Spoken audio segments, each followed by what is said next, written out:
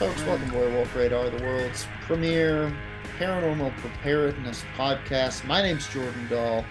I am Nate Bowling. And I am Roger Norquist. Today's episode of Werewolf Radar is brought to you by Monstruco presents Mind Shield 2.0. Are you taking a trip to a psychically detrimental plane? The Unterworld? The Chapel of the Black Triangle? Michigan? Don't forget your Monstruco Mind Shield or risk mind sores. Monstruco Mind Shield 2.0, now with an 80% corundum core, may cause brain blisters. But I think it's worth it. I'd take a brain blister over some of those other things that I could get from doing this. Yeah. Oh, jeez, from going to Michigan? Ugh. Bull. And I love Michigan. Even just a regular blister. You don't what love are you doing? Michigan. That's the mind sore. Oh. And I'll take a brain blister over a mind sore. Absolutely. I mean, brain blister heals up. Mind sore, you take that one to the movies, as they say. Is that a thing people say? God it damn is now. I think I might have a mind sore. One of the side effects of mind sores is thinking things are sayings that are not. Put some mustard in it. No, I think that one is a saying, or else my mind sore is starting to get real bad. I think put some mustard on it can be a saying about like pitching. But have you ever put mustard in a hot dog? Once again, my mind sore might be really flaring up. Is that not something people do? Weirdly enough, yes, I have. Okay, have thank you? Goodness. With a long horse syringe. Doing hot dog science. Look, there's a reason that mustard comes with that little conical tip. Oh. I think that's just for normal poor. You know what? I respect the spirit of expedition in which you're filling your dogs. Much like the spirit of expedition for all of you going to the Unterworld or Michigan or the Chapel of the Black Pyramid. Bring your Monstruco from Mindstruco. Mindstruco Labs Mind Shield 2.0 no longer causes mind sores. May I take the skull? So we've spoken briefly about the second sight and the importance that it has in Scots folklore, and I'm not talking like this because my mind sore is flaring up. I'm talking like this because today I'd like to speak to you about the Brahan Seer.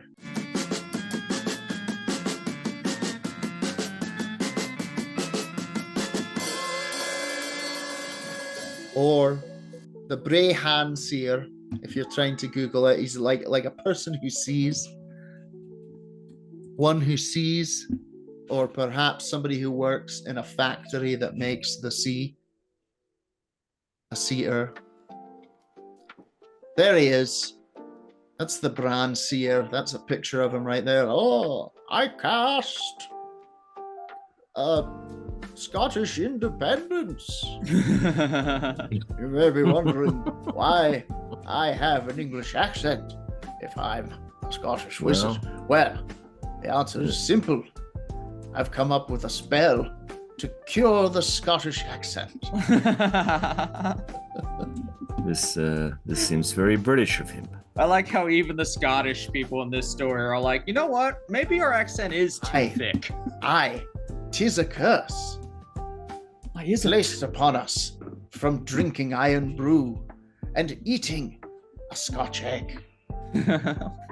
And then the real Scottish wizard comes and elbows him out of the way, and he's like, "Fuck you, you prick! Scots wizard, the Brahan Seer." We're gonna talk about him anyway. So is this guy like a Merlin gentleman? Well, let me tell you, this is from plan.com. Be so careful with this, Google, guys. So careful. Folklore Thursday, the history and heritage segment. Once again, don't just be careful. Yeah. Razor thin Google search. It's spelled with a C, okay? That's the main point, yeah. Yes. This is from Folklore Thursday, the Brahan Seer. The art of fortune telling has long been a part of Scottish mythology, but a few soothsayers are as well known as Kenneth Mackenzie or Canach Odar, which means Kenneth the Sallow, known colloquially as the Brahan Seer. He is believed to have been born in the island of Skye in the 17th century.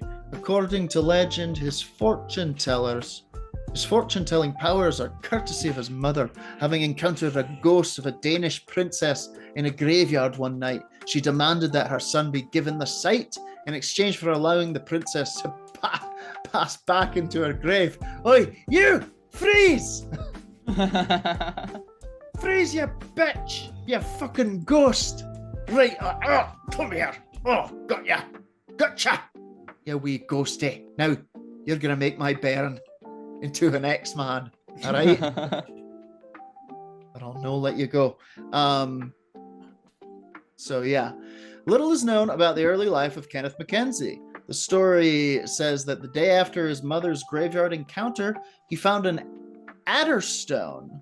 Oh, wait. So he was already born? I see. So this was like his mom was going to the grocery store or something. And she was like, oh, Kenneth, interesting tale. I've come back from the shops and I've encountered a ghost, and I wouldn't let her go unless she gave you the power. So keep your eyes peeled. I like that a lot better. Like the mom's all like, I need to take care of my son's future. It's the 1700s. What's the best way to do this? Give him the second sight. Give him the second sight from a ghost you capture. True D&D shit. I love it. Got her son a boon. I dig it. So the way this actually played out was the day after this encounter, he found what's called an adder stone. You might know it as a hag stone. It is a glassy stone with a hole in the center, which actually counts for some of the art. Yeah, exactly. Although hagstone doesn't necessarily need to be glassy. I guess that's what makes it an adder stone, which makes it unique and here's some hag stones for us to enter on the YouTube. Why are all of them tattoos? But I don't see too many. What was the other one? I apologize. An adder stone.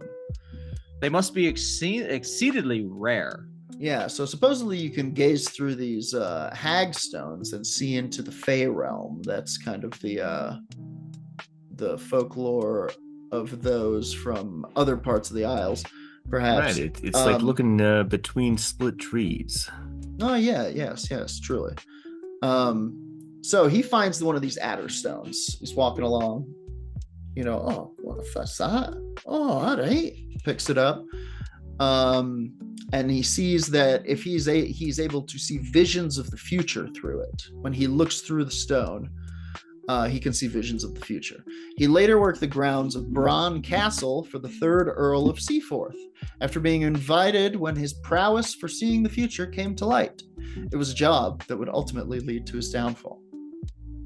He predicted for Lady Seaforth that her husband was engaging in amorous activities while he was in France. I mean, isn't that why? That's why you go to France. Horrified by the scandal and shame that this would bring upon her house and marriage, she ordered Mackenzie's death.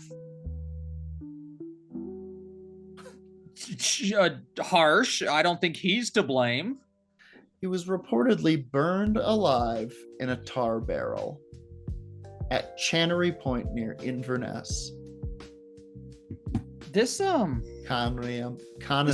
The story took a dark turn very fast. In the years following his death, a number of prophecies that Mackenzie made came to fruition. Upon visiting Drumossie Moor, the site of the Battle of Culloden, he is recorded as saying, quote, "Och, Drumossie, Thy bleak moor shall ere many generations have passed away be stained with the best blood of the Highlands. Glad am I that I will not see the day, for it will be a fearful period. Heads will be lopped off by the score, and no mercy shall be shown or quarter given on either side. He also predicted the discovery of North Sea oil. Hey, crazy. That's where I'm from. With the ominous sounding words, a black rain will bring riches to Aberdeen. Let's go. Go Dons. Super Dons. I think that's what it's called. I almost remember. And since that's why they call it the Scottish Texas. It's true though. Their amateur American football team was called the Oilers. Nice. He claimed that when men could walk between England and France, Scotland would see its old parliament. The Channel Tunnel was opened in 1994, making this a reality, and the Scottish Parliament was formally reconvened. Yeah, but the only people allowed. Wait, I was doing the prophecy. All right. I was going to say something about rage monsters. Oh, okay. 1999. Go ahead. Well, that predates 28 days later, but... Despite being shrouded in mystery and mythology, the words of the Brahan Seer still ring true today. A particular Celtic stone known as the Eagle Stone stands in the town of Strathpfeffer in Rossshire. The prophecy goes that if the stone falls down 3 times, Loch Ussie will flood the valley below the town. The stone has fallen down twice in its lifetime. It has now been set in concrete to prevent that particular prophecy from coming true. But, oh boy, let's test it. Yeah, no, it feels like they're setting up a way worse thing. Yeah. Like, some maniac is going to be like, well, we have to see this stone fall 3 times because that's what the grandfather of my grandfather told me. Yeah. In a prophecy. It's our job. And now the only way I can make that happen is by exploding the entire lock. Yeah. So I got a little more info on this guy. I went to the Wikipedia page. The Wikipedia page is less hopeful that he was ever a real guy. The Brahan Seer, known in his native Scots Gaelic as Connacht O'Dar or Dark Kenneth, and Kenneth Mackenzie was, according to legend, a predictor of the future who lived in the 17th century. The Brahan Seer is regarded by some to be the creation of folklorist Alexander Mackenzie, 1838 to 1898, whose accounts occur well after some of the events the seers claim to have predicted. Others have also questioned whether the seer existed at all. Is this a case where we just gotta find a tomb labeled as such and dig them up? Maybe. Are we ending this like a Simpsons town hall meeting? Dig up his bones, pull out his tongue. Mackenzie is thought to have come from Aig, or Lewis, on lands owned by the Seaforths, and to have been of the clan Mackenzie. Although both of these details are in themselves questioned, he is better known, however, for his connections to Braun Castle near Dingwall, hilarious name, very, on the Black Isle in Easter Ross. He is thought to have used an adder stone to see his visions. As with Nostradamus, who wrote in Provençal, most of his prophecies are best known in translation, which can itself be deceptive. However, there are no contemporary manuscripts or accounts of his predictions, so it is impossible to verify them. Much respect. I like how he just was like, I'm not writing these down. You got to remember it.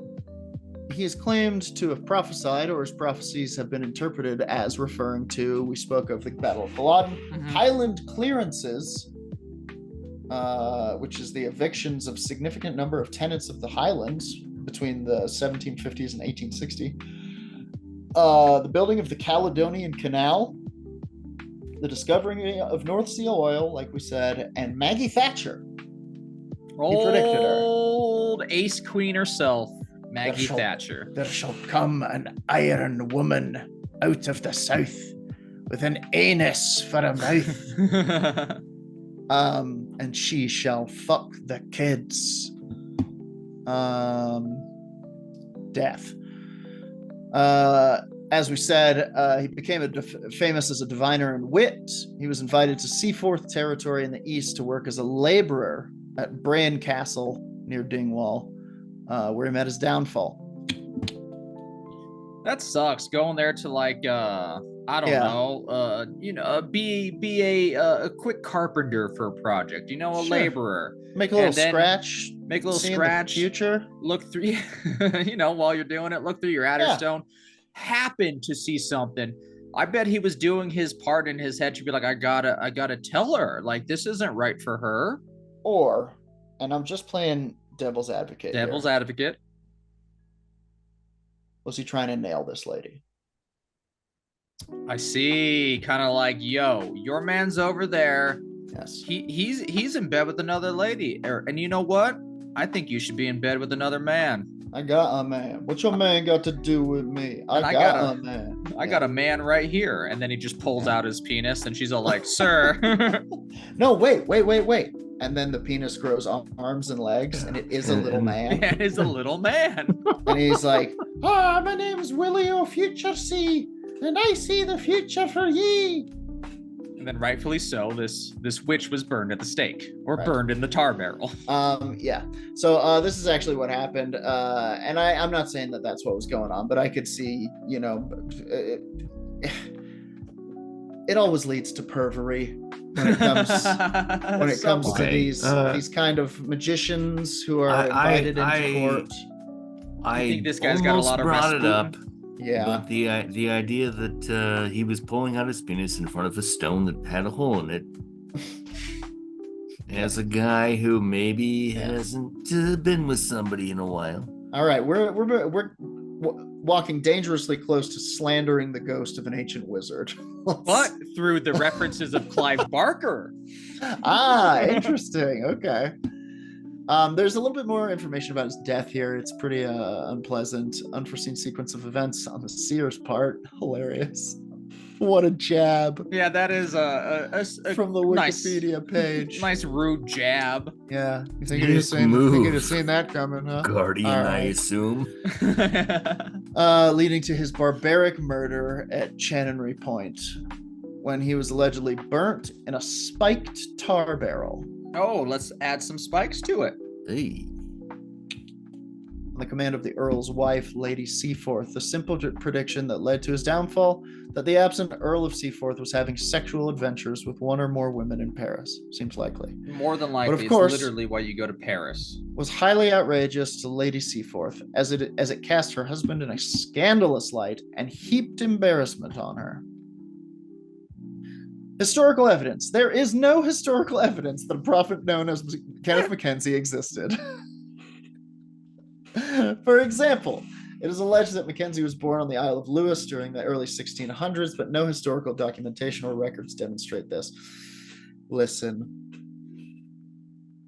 I'm not sure they were keeping records back then.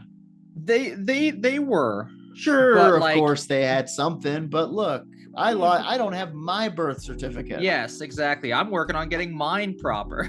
Yeah. And especially I actually have both of yours. Oh, thank God. Quick. Am I 700 years old? Ish. Okay, that's good enough. That should be enough to win a bet. I have a bet going with Bast, this Egyptian cat god. Yeah. No, we're all Bast fans over here. But I guess in my energy here is that records were kept, but like England isn't exactly known for its record keeping outside of the royal families. Like there's records of who's here for tax purposes, but I could see this easily slipping through as like a misname or something. Scottish prejudice to where like they name it something else that's more Breton and that's ignore that's the, what they the call it over case. there in England. Scottish prejudice. Historian William Matheson has argued that Alexander Mackenzie, the person who may have invented this story, statements about Connacht O'Dar living in the 17th century were inaccurate. There are two records for a Connacht O'Dar or what did they call him? Dark Kenneth. Yeah. Dark Kenneth, a 16th century man who was accused of witchcraft. Bingo. For example, there is a Scottish Parliament record dated 1577 for a writ of his arrest. Such details contradict the statements of Mackenzie and those passed down through folklore. So, my kind of take on this. That's sort of the back of the baseball card on the Brahan Seer. There's sort of a more illustrated version of. Can I share the? I do believe you have the power. Yeah. To this day, this is over on scottclans.com. Less of a risky clip. A lot safer. Yeah. As he was being dragged off to meet his fate, this is how this ends. Their interpretation of it.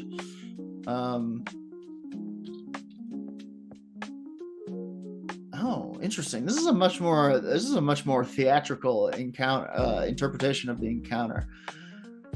So some of his predictions saw a return of the fortunes of Scotland and other advancements, such as his statement, "Strange as it seems to you this day, time will come, and it is not far off when full-rigged ships will be seen sailing eastward and westward by the back of Tomnahurich near Inverness."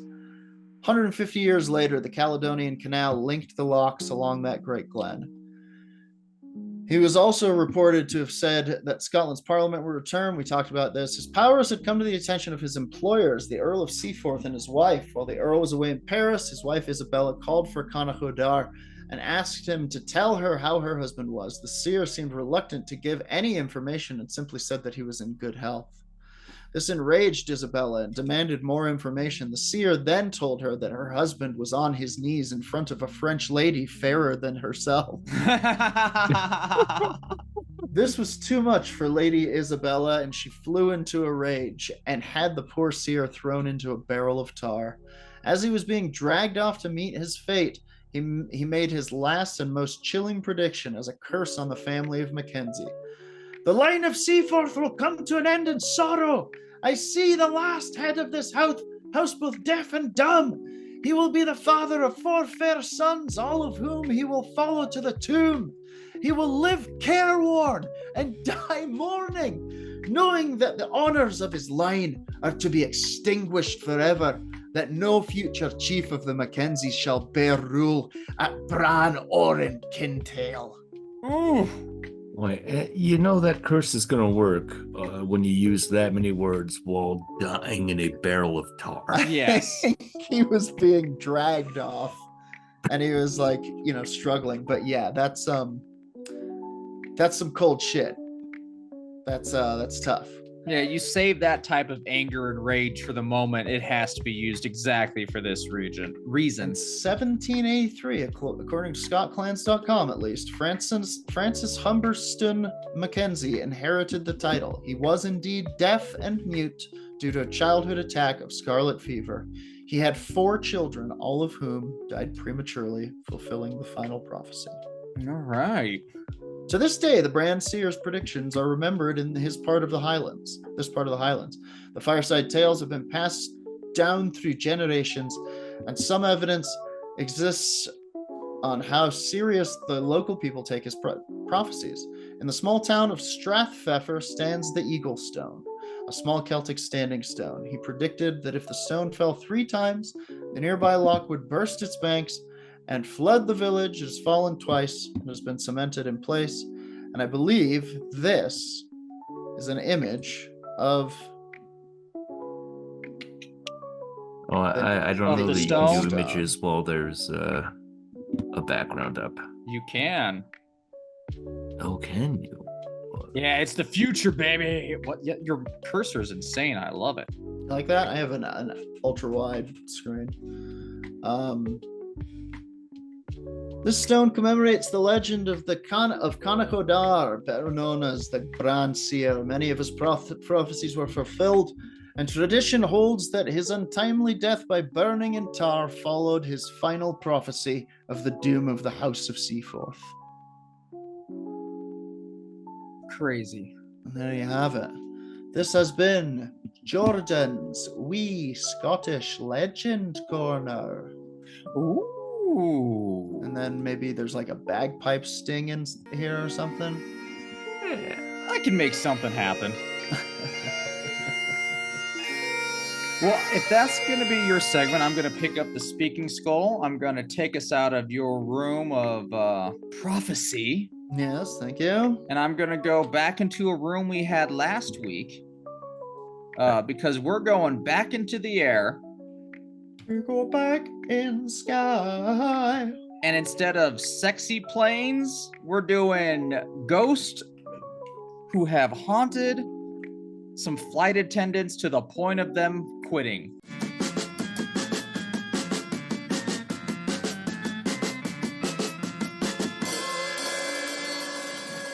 Okay, yikes.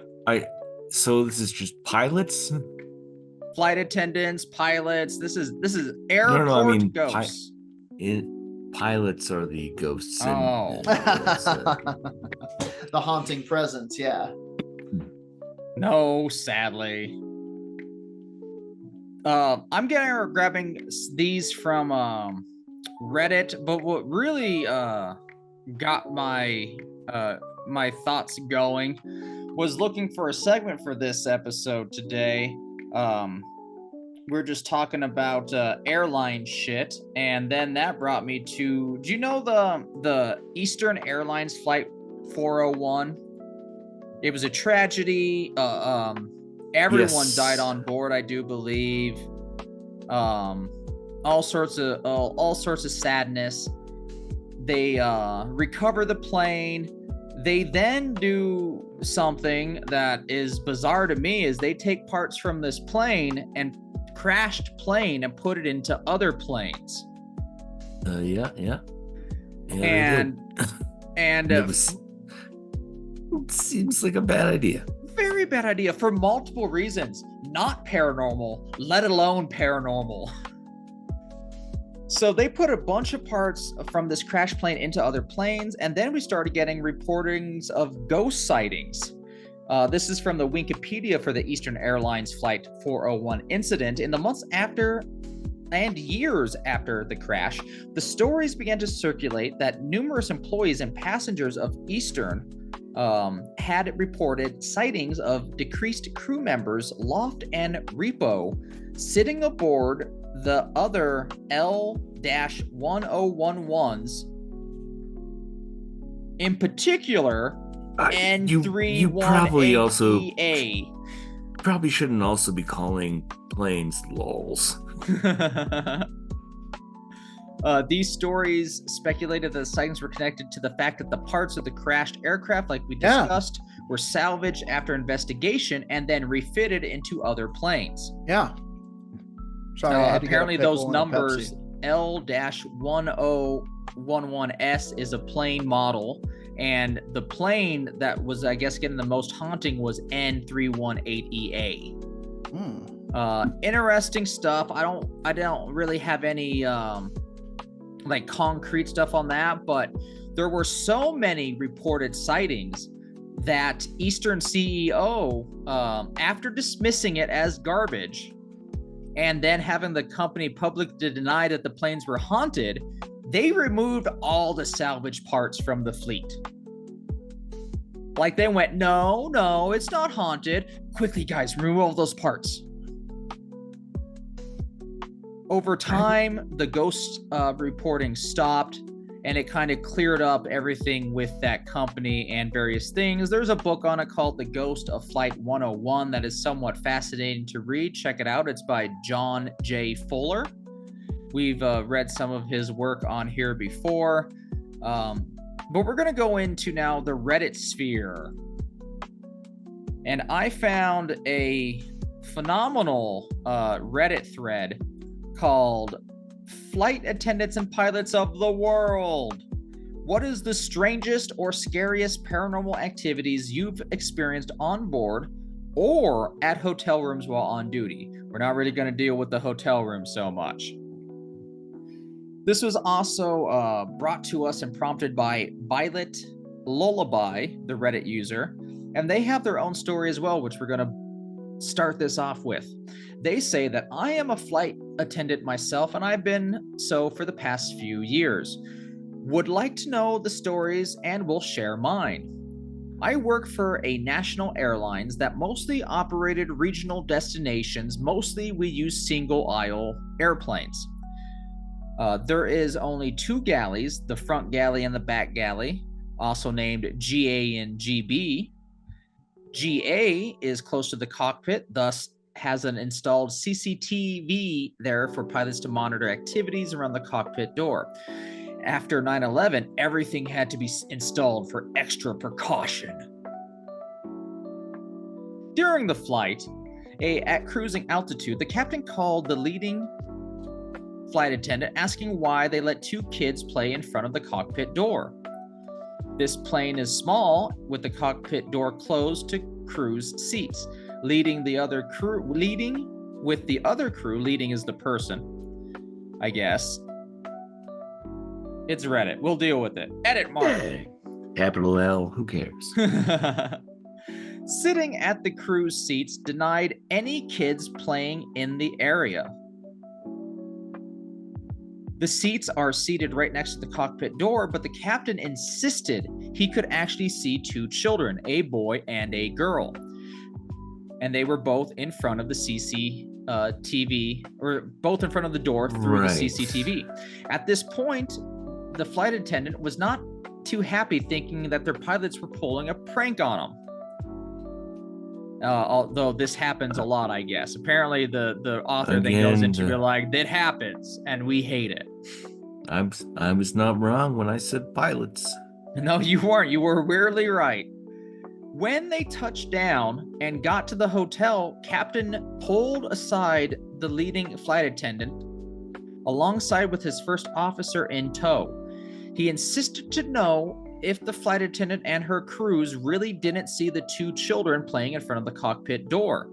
She maintained that they did not see anything in the galley, let alone 2 children. Like seriously, less than 10 meters long is the galley. Like this is a small little thing. And it is filled with crew seats. They were sitting there, the entrance of the cockpit. Like there's nothing, there were no 2 kids according to the flight attendants. Both pilots went blank, then said both had seen the kids playing right beside the flight attendants and wondered why they were letting them do that. And the first officer confirmed that what the captain did see. Okay. So that is the first story I have for us. There's only one reasonable conclusion. Okay. And that is Al Qaeda. Okay. These flight attendants and children were intending to do a 9/12.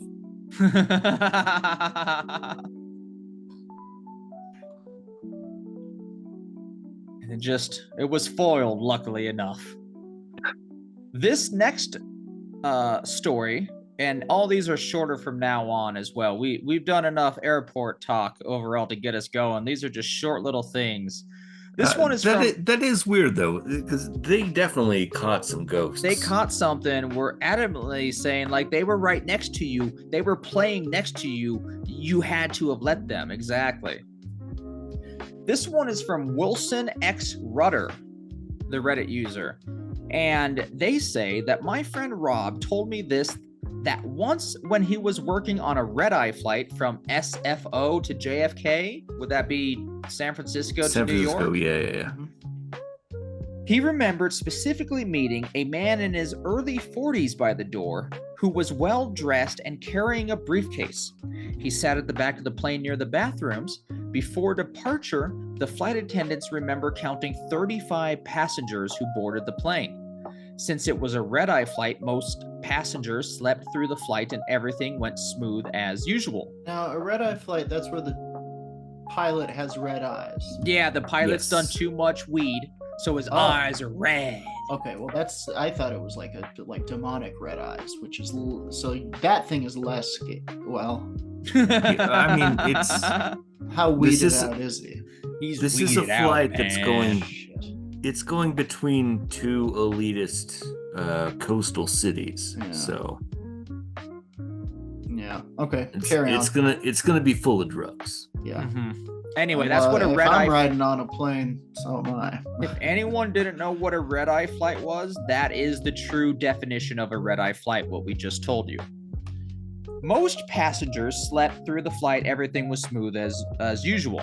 Before landing, they recount the passengers, but this time it only came up with 34. They thought that the passenger was in the bathroom and checked, but it was empty.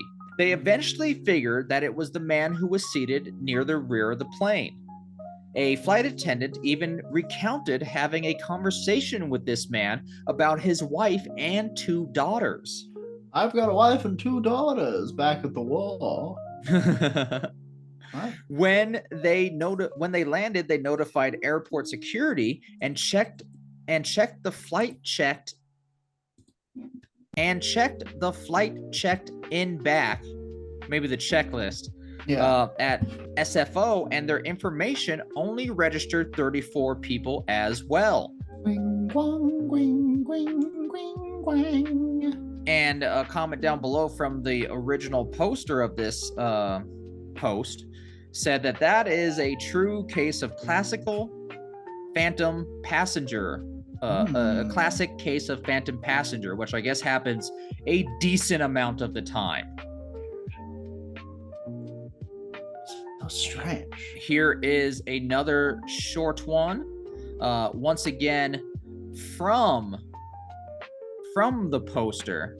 From space. And actually, I'm wrong on that's not from the poster. It's from Cruel City. Cruel City. And this is going to wrap up mine. Where do you guys buy your grip tape? Grip tape? I go to Cruel City. That's a good place. I just go to Grip Town. Nice. Yeah, I'm not fancy.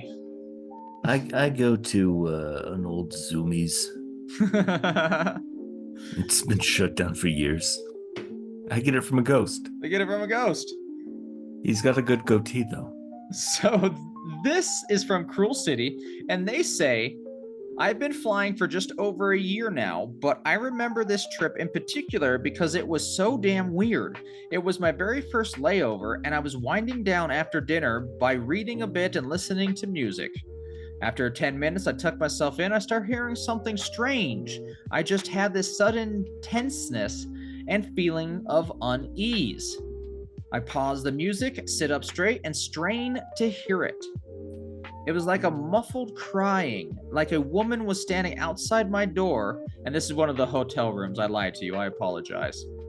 It was muffled crying, like a woman was standing outside of my door, sobbing her eyes out. She sounded like she'd been hurt, but not physically, more like she was hit by an emotional freight train. Being awkward and uncomfortable, I thought maybe the girl next door was going through a bad breakup or something, and I didn't want to invade her privacy or embarrass her, so I took the coward's way out and turned the music back up, trying to ignore it. Turns out, she did not want to be ignored, and the crying kept getting louder and more anguished to the point that my earbuds could not block it out. Honestly, I was scared that she was going to hurt herself, so I decided that I needed to get my big girl pants on and go check it out before she did something dangerous. I steel my nerve and go next door and gently knock. A minute later, a girl a few years younger than me answers it, and she's fine. She's completely normal and fine. Not upset, not crying, no puffy face, no evidence of crying, no running mascara, nothing of this, no red eyes, nothing of the typical symptoms of a emotional freight train rolling over you. The author or the poster is confused as fuck, they say. But now I have to know what the hell is going on, so I just say, I'm in the next room, and I thought I heard someone crying. I just wanted to make sure everything was okay. She is still baffled, but she says, maybe I heard the TV because it was just her in there, but thanks for checking. That was nice, the neighbor hotel person says. I agree with her about her TV, trying to shrug it off, but there's no way on God's green earth that SpongeBob was making that sobbing sound for over an hour. I guess a picture would have helped that description, because now I think this other woman's kind of square. Her face is down in her tummy and her nose is relatively large. It felt like every hair on my body was sticking straight up. And the worst part is that I didn't have another room next to me, so that girl was the only person who could have been making those noises. The hall was dead quiet, so I told myself that it was over, whatever it was, and I hoped that it would not occur, and just noped right back into my room. Just went nope, nope, nope, nope, nope. I walked in, closed the door, and like a fucking switch, I hear the sniffling and the sobbing in my room. I looked everywhere, but I could not find it. I listened to the walls. It wasn't coming from outside, so I hid under my blankets. It was insanely loud and even more miserable for the next hour plus. Wow. And it wasn't muffled anymore. Yikes. It was in my room. Weird. And I tried to play music, tried to ignore it, but it was impossible to ignore anything that was happening. Just when I was about to say screw it and make a mad dash for the door, it stopped. Terrifying. But that's my airlines related ghost segment. Come fly our fiendish skies. Come fly my segment, come fly the fiendish skies. Nice. And Nate, I will pack up the speaking skull into its special traveling case and send it through the pneumatic tubes, and whoop, there it goes. And as a flight attendant currently flying the fiendish skies, I will turn on the film Red Eye. Wow. I gotta tell you guys, the oh damn it, I lost it instantly. Hilarious. I did speak to a pal of ours recently who has some great ghost stories. We need to have Danny Maupin on the pod. Let's get him on here. I know Mr. Maupin. Sure. He's got some real heaters. He spent time / lived in Nolans, right? Or am I thinking of a different man? I think so. He's haunted. Yeah. He is one of the haunted now. He's one of the haunted. Mm-hmm. Go ahead, Nate. He's part of the band The Haunted, nice. Some of whom are children of Bodom. Yeah, it's a fun little thing for people that listen to heavy metal in 1999. We know you're out there listening. We love you. Yeah. So, I also have a Brahan.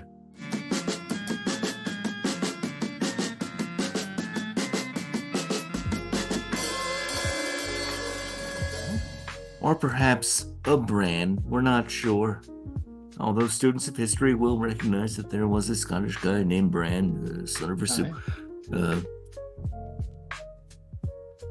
But mine is more of a gross monster.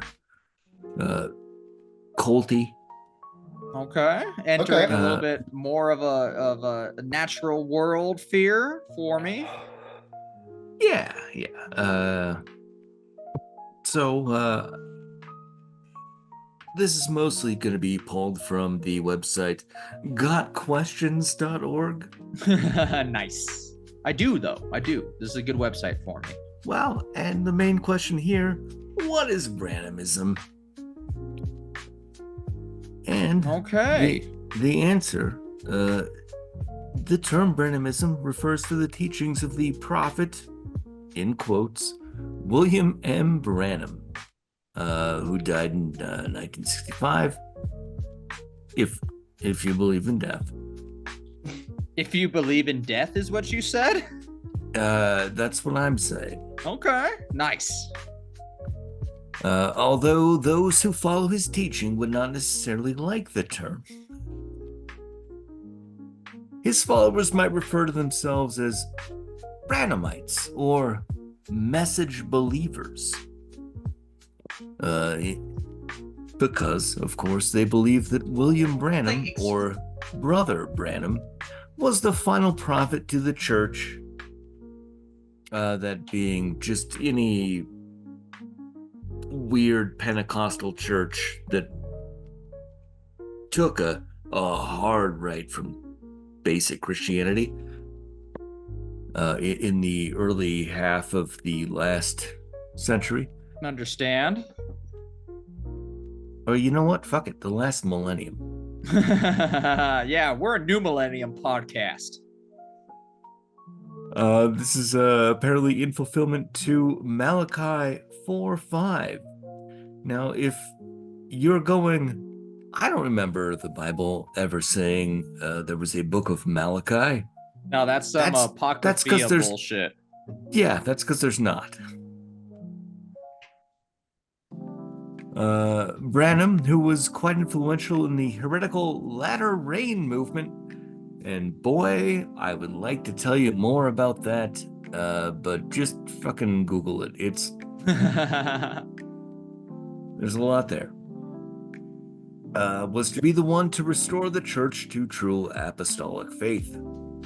William Branham was born in 1909 in Cumberland County, Kentucky. He says his parents told him that a light hovered over him in his cradle. Of course. Which is like the kind of thing that you put above a cradle, typically. Some sort of, what are they called? Mobiles? A mobile? A little mobile. Yeah. Mobile. And this one was on fire, maybe. I don't know. It's 1909. Back in the day, they were candles, and you just lit a fire above your baby, and the baby loved it. That makes sense. Babies do love fire. Dude, they love it so much. Oh, they do. BLF. And this is a weird aside, but I do have an ad on my screen from gotquestions.org with a picture of a child that says, "Do you share a birthday with a child in poverty?" And that felt real weird and very funny to me. I'm going to take a stance on that. No. And if any of these poverty children dare share my birthday, I will go to their country and make sure they don't eat. No, Roger. Oh, was that the wrong way? We've talked about this. People can have the same birthday. Good Lord. Remember when we went to TGI Fridays? Yeah. On Roger's birthday, and that poor girl. Do you remember why we thanked God that it was Friday? Well, we all remembered that day, I can tell you. I am sorry, okay, for the millionth time. Yeah, the court saw to that. Won't bring her back. Well, speaking of gods, worshipped and unworshipped, thank or not. William, was there more to that? No. Just laughing. We have fun, guys. William Branham claims to have had a revelation from God at the age of 3. At the age of 3, before memories are truly formed? Go on. That's right. Yeah. Very possibly his first memory. We don't know. After a nearly fatal accident, he claimed to have heard a voice. Another revelation from God. So I guess he's had a couple of them. And at that point, well, sure. Once you get one. And this article goes on to say that it's at that point that he began to seek God. Gotcha. He needed that fix again. He needed that high, that God talking high that it gives you. I hear. I don't. I've never spoke to God, and if I did, I'd have some complaints. Yeah, it's a real biblical hot shot. Peaches. Why they gotta be fuzzy? You know. What's with the hair? What's with the hairy fruit, Doc? Is it a vegetable or a mammal? Come on, I'll be here all week. No, you won't. Lightning bolt. It's one of God's powers. Lightning. Mm-hmm. He's a low-level lightning mage, but he'll still hurt. Yeah. At any point, this is when William Branham got involved with the Pentecostal movement. Okay. And again, go ahead and Google it. It's there's a lot there. I feel like Pentecostals are those snake handling people sometimes. Yeah. They are. Okay, good. I mean, maybe Pentecost him not- everything. Not all of them, but like that is the kind of jagged move Yeah. from straight ahead. I'm not saying every one of them is handling snakes. I'm just saying if you're Pentecostal, you probably know a guy who knows a snake. Who knows a snake man? Yeah. In fact, you probably know a guy who's actually conquered a snake. Nice. I mean, They also drink that's- strychnine. Did you know that? It's those it's particular yeah. Well, they're sects. they're defying sin. Like Hmm. the Misfits song? I guess so. Is All that a right. Misfits song? Strychnine, yeah. He likes the taste of it. Hmm. Some people like wine, Hmm. but he likes the taste of straight strychnine. That's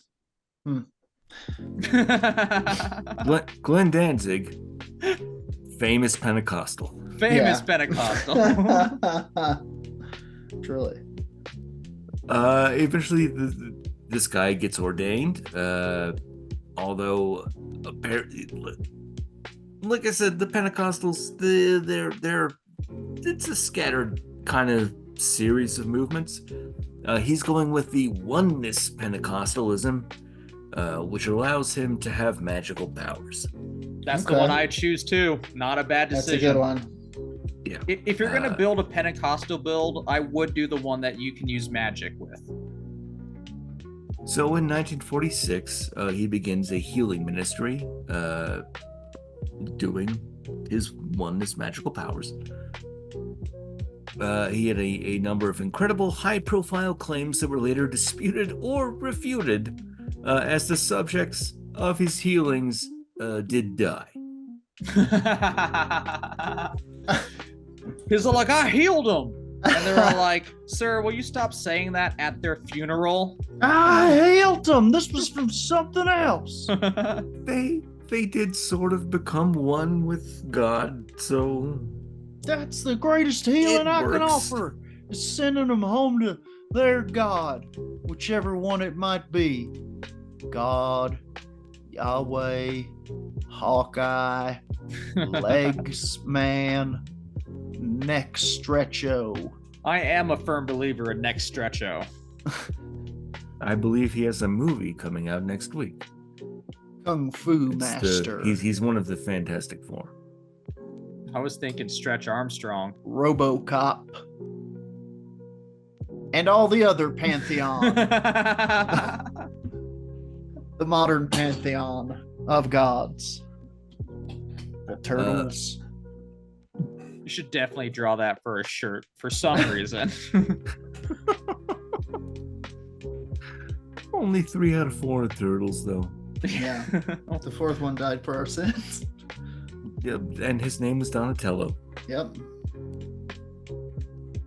And I feel boy, do I they want to did that get in the into. comic. No, they did. Okay, and good. It is one of the most brutal things that I've ever seen in a comic book. Yeah. Yeah, the Ninja Turtles go hard. Yeah. I had no idea that Eastman and Laird did The Last Ronin. Oh yeah. I did not know that. Anyway, Branham also said that the same angel who followed the Israelites into the wilderness followed him. He even claimed to have captured the angel on film. So there is, in theory, photographic evidence showing a halo over Branham while he's preaching. Whoa, cool. All right, we're gonna find this, but go on.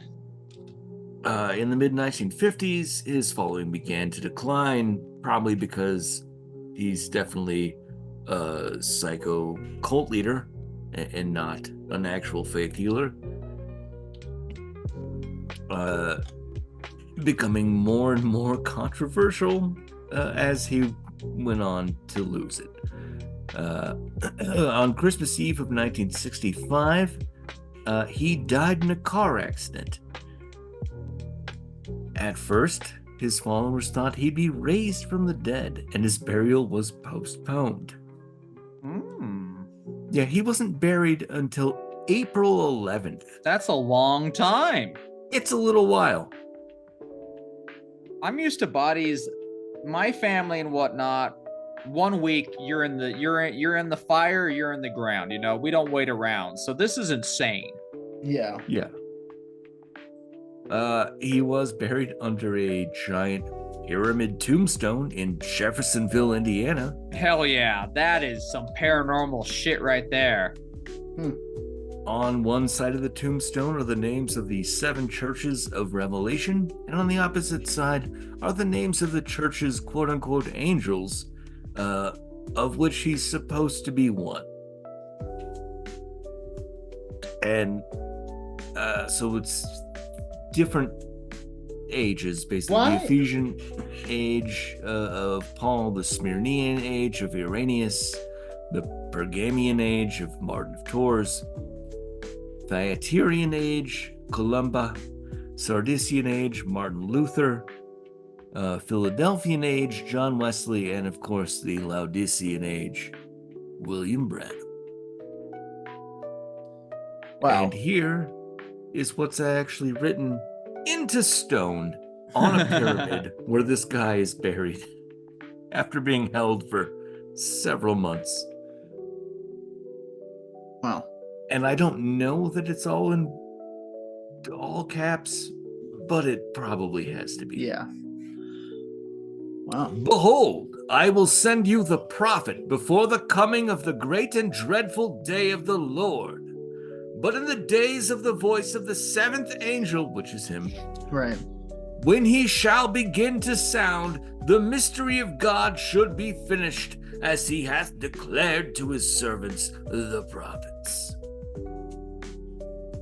So here's my question for all of these like earthbound angels. Okay. Why aren't they doing anything then? Like, can he fly? Can he summon a sword, a flaming sword to strike down the sinners? Can he go to like a meth lab and fucking kill those guys or whatever? Or like explode a pedophile's head with his mind? All right, you're thinking of Frank Castle. Okay. Frank Castle can do whatever. An avenging angel of sorts. Is that just not how they do business? Or like people starving? Like, shouldn't the angel like no order them a sandwich? These Jersey Mike is actually the 7th angel. And Lord Jersey Mike and Jimmy John did appear before me. He came so fast. Even faster than Jimmy John. Jersey Mike was there for me. When there was only one set of sandwiches in the sand? Yeah. I believe that's because you were eating his sandwich and he was making you another.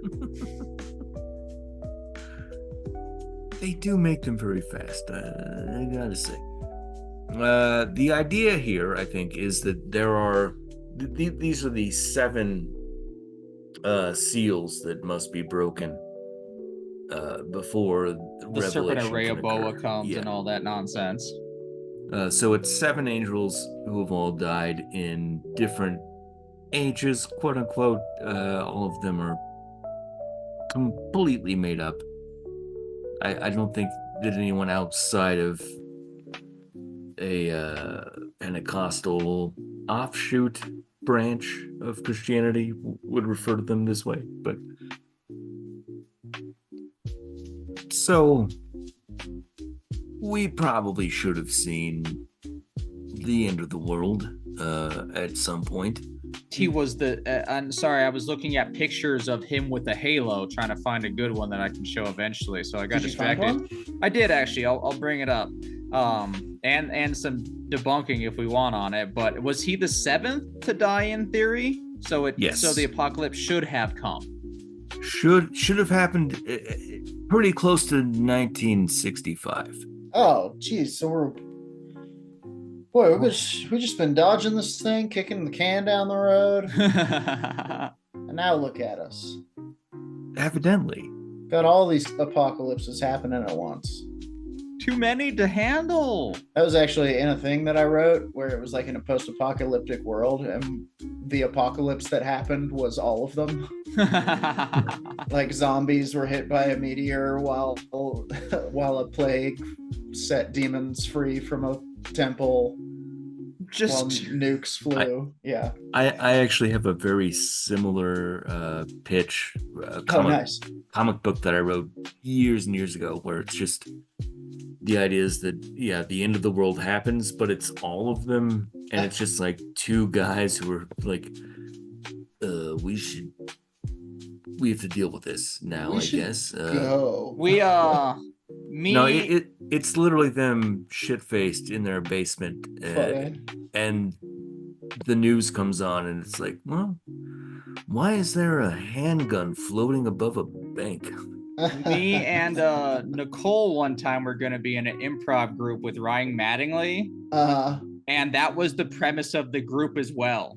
Was that it was like a television show that was reporting on the end of the world, and it was a new end of the world every episode.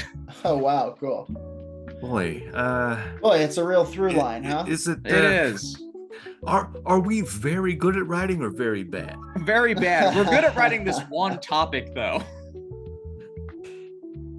Oh, anyway, the Halo picture. Oh.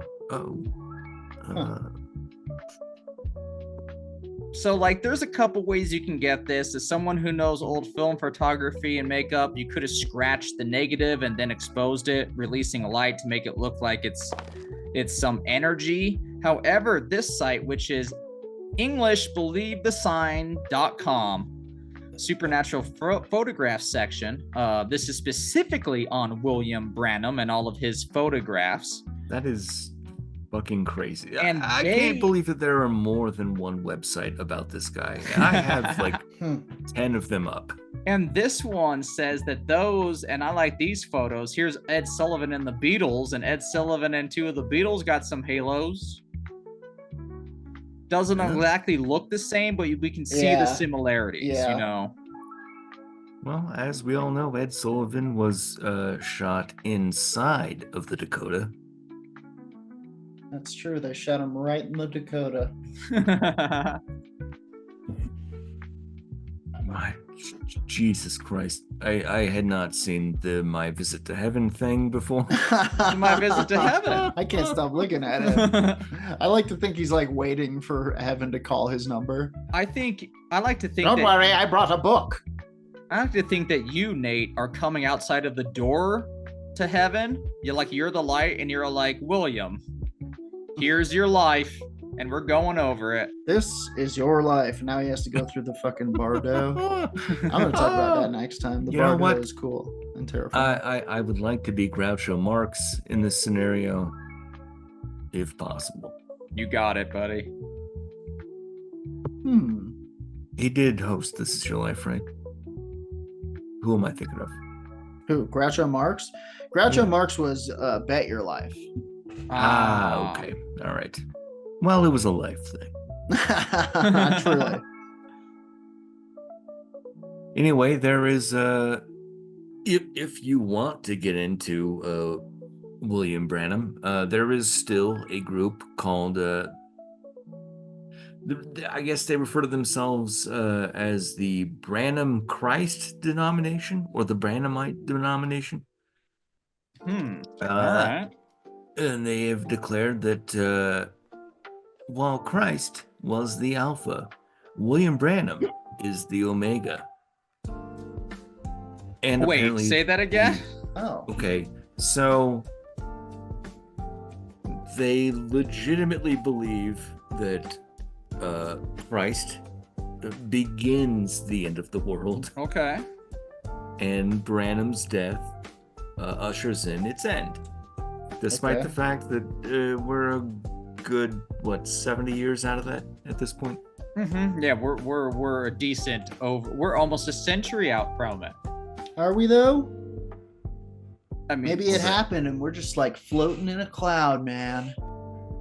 That is the question that they will definitely put into a blog. But I'm sitting in a chair right now. Me too, man. Isn't that weird? It is clear, apparently, from their official website that they see Jesus and Branham as equal, if not equivalent. Oh wow, That's another blasphemy. group. that's I two think. ways to say the same thing. But yeah, I'm pretty sure that's blasphemy, right? Not to this Pentecostal sect, but I think to okay. most. They're pushing the envelope. Yeah, The hev envelope. he has been previously branded a heretic. Who hasn't at this point? Yeah, so did Jesus? I think so. Technically, no, because you can't be heretical if you found the thing. Well, I assume that the Pharisee thought he was teaching heretical talks against the Torah or Talmud. I don't know. Yeah, it's. Anyway, I was just saying, my man's more like Jesus, maybe. Oh boy, Well- Roger's getting sucked into another cult. Yeah, by the way, I found a new cult, everyone. I like this William N. Branham guy. You guys got a lot of good ideas. Did you know he uses magic? He is the first begotten son. Sorry, Raj. I was born a RoboCop worshiper. I'll die a RoboCop worshiper. That's fair. Your You also move, burn creep. in hell a Your move, RoboCop creep. worshiper. Hey, we don't Well- we don't believe in hell. We believe in Detroit. Well, not unlike Peter Weller's character, RoboCop, a different group, which is not something you should be able to say about people that follow William Branham, believe that he'll be resurrected and then call for the return of Christ. Just like Peter Weller. Exactly. Like Peter Weller. And he is going to shoot some guy's dick off. Did Peter Weller do that? Yeah. Shoots it right off. Oh yeah, I remember that. That was so funny. And you've seen the other one, right? The other version. Oh, yeah. It's fine, I guess. I think it's hysterical. I'm a pretty easy get. Yeah, as long as the dick gets hurt a little bit, you're good. Yeah. Do you know what we're talking about, Roger? The one where it's like 1,000 dicks get shot off? Yeah. Oh yeah, I've seen the dick cut of RoboCop. If Yeah. that's what you're asking. Yeah. It's hilarious. Okay. Well, do you have more to tell us about William? Oh, there is yet Branham? another group. Oh. Yeah, this guy has a whole bunch of little splinter cults that are apparently hanging around. Okay. This Prolific. final one that they're talking about listens to the recorded messages of William Branham as their only teaching. Oh. Wow. Are they called like the Sonic Church of Branham Ophiles? I would like to think so. That's a little I bit don't- too cowboy bebop. Yeah. We listen like to it, the though. sacred recordings of William M. Branham, except for on Sundays when we listen to the Proclaimers. And I always I've been through theology studies and whatnot because I find it so fascinating. And like, you might as well. We live in a theological world, whether we like it or not. Like, it's so pervasive. But I don't have any of those tendencies. So I'm so amazed by like this case, to where like you have a group of Christians or such, and then they abandon their book, the Bible, and only go with this man's audio recordings. Like, it they blows don't- my mind. They don't abandon it so much as they're just adding to it. And the then only proper addition- retroactively saying that a lot of it was wrong. Which is still so fascinating. I'm going to spend so many hours also researching this when I edit this episode. Okay, well, you're going to want to get into the serpent seed doctrine. Yes, I will. This is a big part of some of the Branham cult. Is And that that's what I'm thinking? To where Eve was actually, fucking a snake. Okay, good. Oh. Well, I'm going to go ahead. I'm going to go out on a limb here. I'm against it. No, but at this time, snakes had legs, so it's not bestiality. Did they have butts? Yes. Yeah, they've always had butts. They just weren't as good. Yeah, snakes' butts now are like good. There's also annihilationism, which is interesting.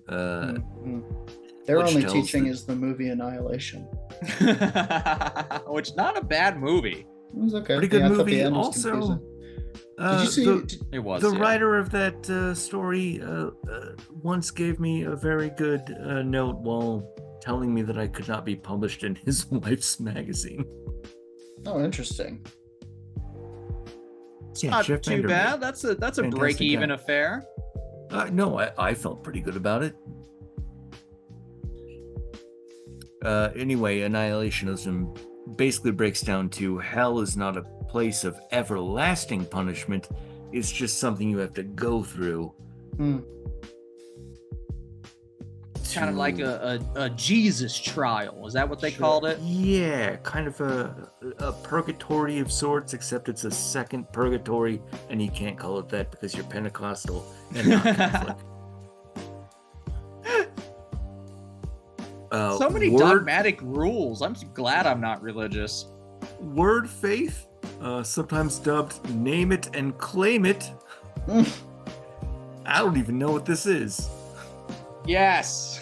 but apparently it has something to do with the zodiac and Egyptian pyramids that are equal to written scripture, Man, which is why he's buried underneath a pyramid with a specific sort of thing on the side of his gravestone. Fucking So- insane. Yes, but should we be following him?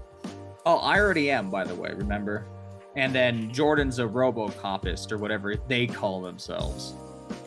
Well, I believe that RoboCop is also an anti-Trinitarian. we believe that RoboCop was built and was a very good robot, but not a And very even good better. cop.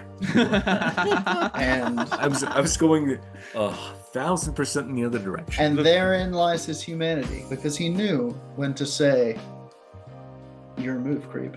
I thought you were going with the Futurama joke.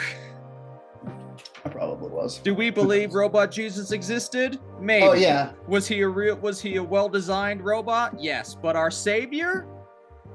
oh yeah. It was. No. This was certainly structured after that joke. Don't worry. It's our joke now. Suck it, Cohen. He knows who he is. Mr. X. Mm-hmm. Anyway, that's your weekly William Branham update. Oh boy, I truly hope that there are no more. But I truly hope that you return to listen to us once again, dear listener. Thank you for joining us for another episode of Werewolf Radar. We love doing this every week, and we love that you guys listen. We sure hope you tell your friends. We would love it if you gave us 5 stars. We can keep the Speaking Skull fed. We can keep We can pay Kilmer, Glenn Skellington here his Glenn salary. Skellington, aka Glenn Skellington, aka Bones Magoo, aka Femur Springsteen. That's all I got, and they're Those are getting some worse. good ones. You should check us out on Twitch. You should check us out on werewolfradar.com. You should check us out on YouTube. You should check us out wherever podcasts can be found. Please, please, please tell your friends about the pod. If you really, really love what you heard and saw here today, check us out on Patreon. You can support us with a small financial donation, now as small as $1. and you can maybe help me buy a better camera and graphics card someday so it won't keep crashing. But rest assured, I'm here, and my face is just as round and smooth as the moon. Yeah, but $1. White, gleaming, almost blue. $1. Do what you can, but also 5-star reviews. Subscribe and follow on the YouTube. We got over 1,000 subscribers, everyone. We're finally YouTube citizens. We see you out there, Jesse.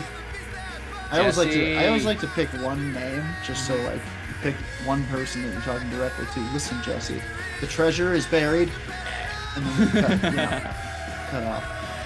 That does it for this week's app. Thank you once again. Until next week, as we do every week, please join us in our sign-off line on the count of 3. 1, 2, 3. Punch the sky, Spaceman Joe. And as always, Robert Wool and Albert Brooks are the same. Yeah, no difference.